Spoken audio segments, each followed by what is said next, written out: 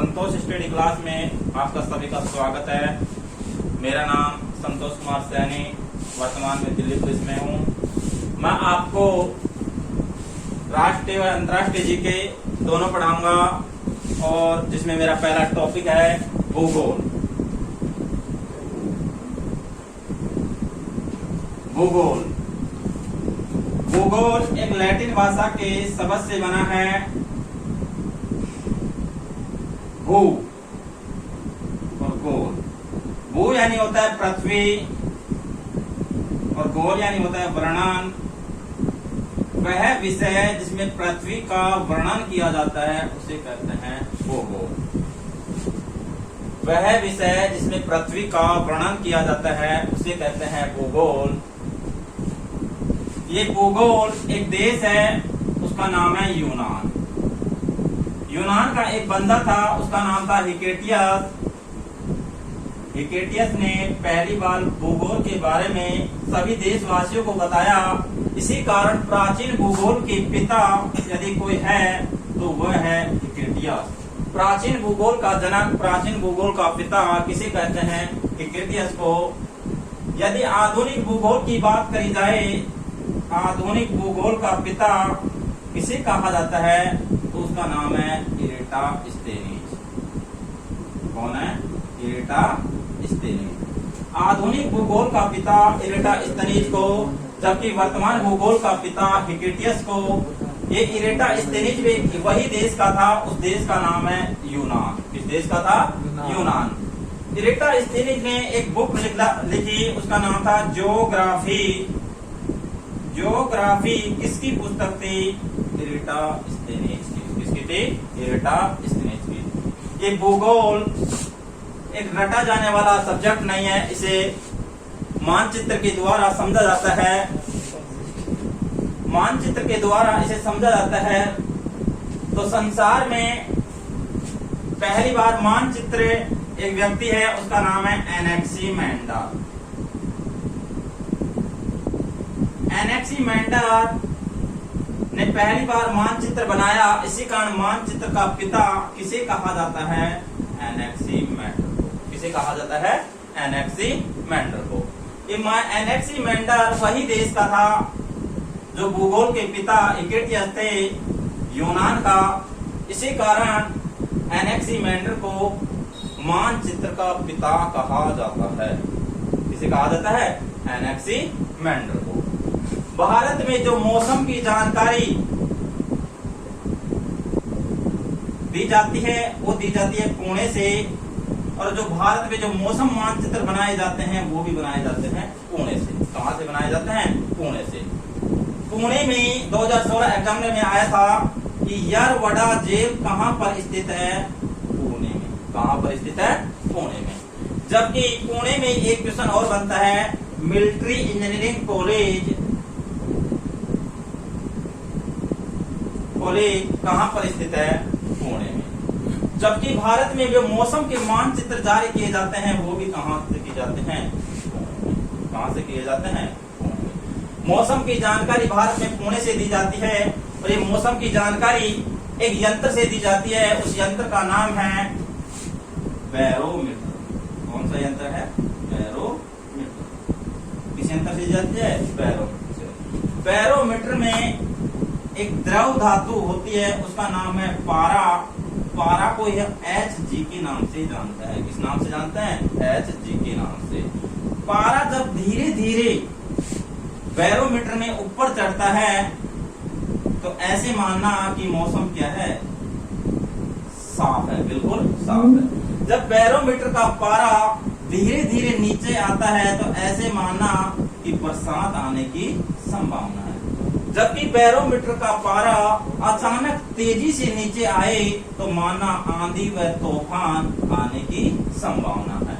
तो जो भारत में जो मौसम की जानकारी दी जाती है पुणे से, और पुणे में जो एक बैरोमीटर लगा है उसके द्वारा दी जाती है। जब बैरोमीटर का पाठ्यांक धीरे धीरे ऊपर चढ़ता है तो मौसम साफ होता है, जबकि बैरोमीटर का पाठ्यांक धीरे धीरे नीचे आता है तो बरसात आएगी। क्योंकि बैरोमीटर का पाठ्यांक अचानक तेजी से नीचे आएगा तो ऐसे माना आंधी व तूफान आने की संभावना है। जिसमें एकमात्र द्रव धातु होती है, उसका नाम है पारा। पारा को हम Hg के नाम से भी जानते हैं। काफी बार एग्जाम में पूछा गया था कि एकमात्र द्रव धातु कौन सी है, पारा। जबकि ये भी पूछता है एकमात्र अद्रव धातु कौन सी है, उसका नाम है ब्रोमीन। कौन सी है, ब्रोमीन। एकमात्र अद्रव धातु ब्रोमीन, जबकि एकमात्र द्रव धातु होती है वो होती है पारा। तो भारत में जो मौसम की जानकारी कहाँ से दी जाती है, पुणे से दी जाती है। भूगोल को हम मानचित्र के द्वारा समझा जाता है, परंतु हम आज वर्तमान में इस मानचित्र को भी न के बराबर समझ लिए, क्योंकि इससे भी हम भूगोल को नहीं समझते हैं। एक ग्लोब होता है, गोला, जिसमें पूर्व से पश्चिम में जो रेखा खींची जाती है उसे कहा जाता है अक्षांश, जबकि उत्तर से जो दक्षिण में रेखा खींची जाती है उसे कहा जाता है देशांश। ये एक जाल सा बन गया, इस जाल को कहा जाता है ग्रिड। किस नाम से जानते हैं, ग्रिड। और ग्लोब का आविष्कार पहली बार एक बंदा था, उसका नाम था डेविड बेहम। इस डेविड बेहम ने हमें भूगोल को और भी आसानी से समझाने में सहायता प्रदान की थी। किसने, डेविड बेहम ने। आसानी से समझाने में किसने सहायता कर दी, डेविड बेहम ने।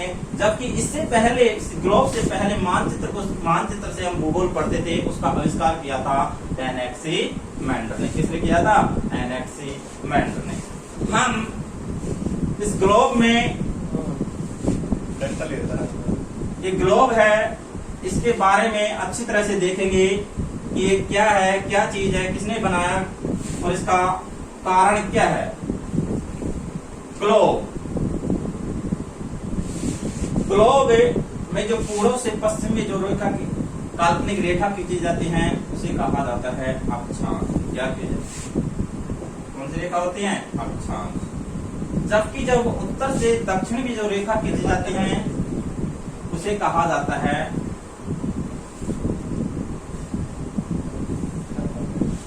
देशांश। क्या कहा जाता है, देशांश। वे काल्पनिक रेखा जो पूर्व से पश्चिम में खींची जाती हैं उसे अक्षांश कहा जाता है, जबकि वे काल्पनिक रेखा जो उत्तर से दक्षिण में खींची जाती है उसे कहा जाता है देशांतर।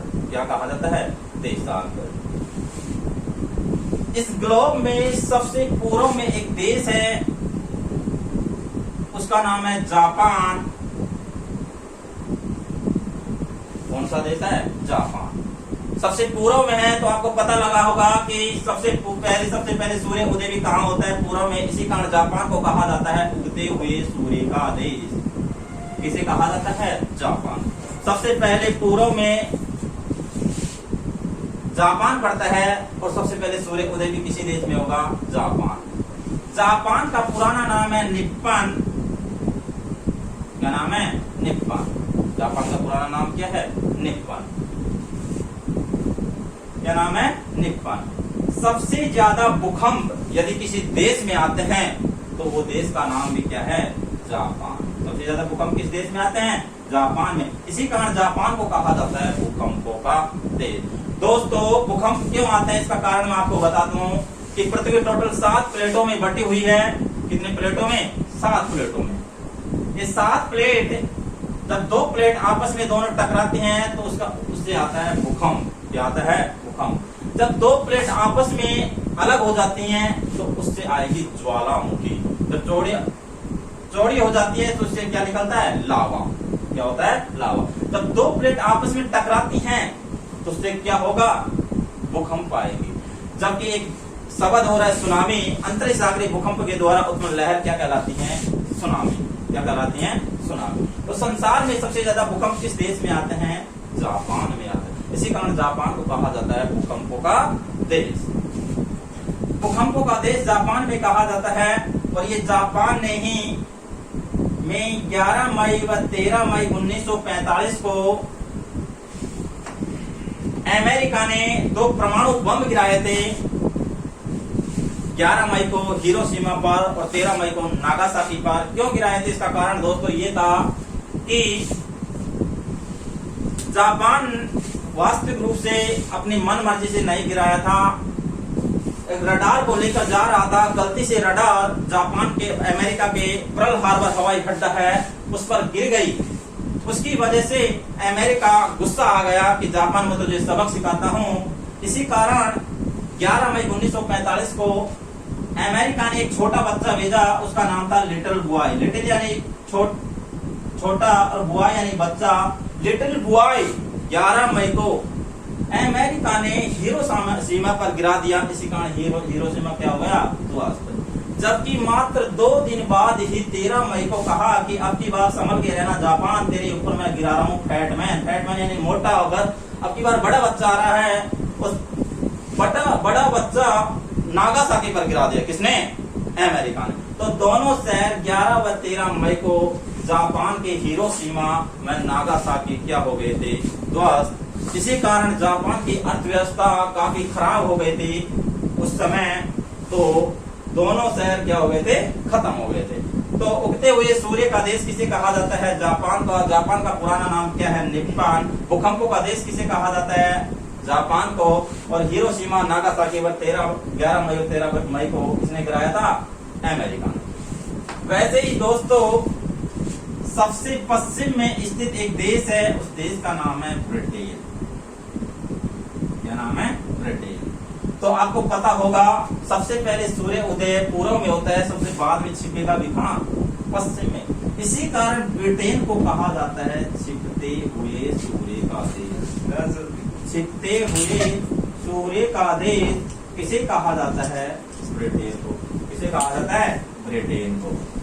ब्रिटेन की राजधानी का नाम है लंदन, और लंदन एक नदी के किनारे बसा हुआ है। उस नदी का नाम है टेम्स। कौन सी नदी के किनारे बसा हुआ है? टेम्स। वैसे ही फ्रांस की राजधानी है पेरिस। क्या नाम है? पेरिस। फ्रांस की राजधानी क्या है? पेरिस। दोनों के मध्य एक चैनल बना हुआ है, उस चैनल का नाम है इंग्लिश चैनल। इंग्लिश चैनल किसके मध्य? फ्रांस की राजधानी पेरिस और ब्रिटेन की राजधानी लंदन, दोनों के मध्य एक चैनल बना हुआ है, उस चैनल का नाम है इंग्लिश चैनल। इंग्लिश चैनल पार करने वाला पहला भारतीय था, उसका नाम था मिहिर सेन। कौन था? मिहिर सेन।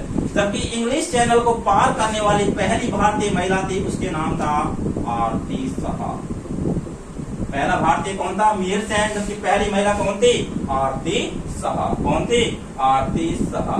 तो ब्रिटेन को छिपते हुए सूर्य का देश, जापान को उगते हुए सूर्य का देश, जबकि एक देश है उसका नाम है नॉर्वे। क्या नाम है? नॉर्वे। ये कहां पर है? बिल्कुल ग्लोब में उत्तर में स्थित है। कहां पर है? उत्तर में। तो बताया जाता है कि नॉर्वे को मध्य रात्रि का सूर्य का देश कहा जाता है। क्यों कहा जाता है दोस्तों मध्य रात्रि का सूर्य का देश? इसलिए कहा जाता है क्योंकि जब सूर्य बिल्कुल मध्य में स्थित होता है तो यहाँ उत्तर में बर्फ जमी हुई है। ग्रीनलैंड के आसपास नॉर्वे है, वहां पर बर्फ जमी हुई है। जब सूर्य बर्फ से चमकता है तो सीधा नॉर्वे में चमकता है। इसी कारण नॉर्वे को कहा जाता है मध्य रात्रि का सूर्य का देश। किसे कहा जाता है? नॉर्वे को। किसे कहा जाता है? नॉर्वे। ग्लोब में सबसे पूर्व में उत्तर में स्थित है, परंतु जब भी इसे मध्य रात्रि का सूर्य का देश कहा जाता है। नॉर्वे में संसार में सर्वाधिक अम्ल वर्षा SO2 एवं NO2 सल्फ्यूरिक अम्ल और नाइट्रेट ऑक्साइड अम्ल वर्षा कहते हैं, वो भी संसार में सर्वाधिक कहाँ होती है? नॉर्वे। प्रतिवर्ष 10 दिसंबर 1945 से प्रतिवर्ष 10 दिसंबर 1901 से नोबेल पुरस्कार दिया जाता है। वो स्वीडन की राजधानी स्टॉकहोम में दिया जाता है। जबकि शांति के क्षेत्र में जो नोबेल पुरस्कार दिया जाता है वो कहां से दिया जाता है? नॉर्वे से। वास्तविक रूप से नोबेल पुरस्कार स्वीडन की राजधानी स्टॉकहोम से दिया जाता है प्रतिवर्ष 10 दिसंबर को, परंतु शांति का जो नोबेल पुरस्कार होता है वो कहां से दिया जाता है? नॉर्वे से दिया जाता है। कहां से दिया जाता है? नॉर्वे से दिया जाता है। नॉर्वे में सर्वाधिक अम्ल वर्षा होती है। कहां से? नॉर्वे में। वैसे ही सबसे दक्षिण में स्थित एक देश है, उसका नाम है न्यूजीलैंड। कौन सा है? न्यूजीलैंड। कौन सा है? न्यूजीलैंड। न्यूजीलैंड की राजधानी का नाम है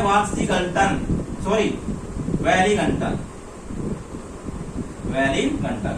न्यूजीलैंड की राजधानी का नाम क्या है? वेलिंगटन। जैसे सबसे पूर्व में स्थित जापान, सबसे पश्चिम में स्थित ब्रिटेन, सबसे उत्तर में स्थित नॉर्वे, वैसे ही सबसे दक्षिण में स्थित देश का नाम क्या है? न्यूजीलैंड। न्यूजीलैंड को दक्षिण का ब्रिटेन भी कहा जाता है। दक्षिण का ब्रिटेन किसे कहा जाता है? न्यूजीलैंड। दोस्तों, कहने का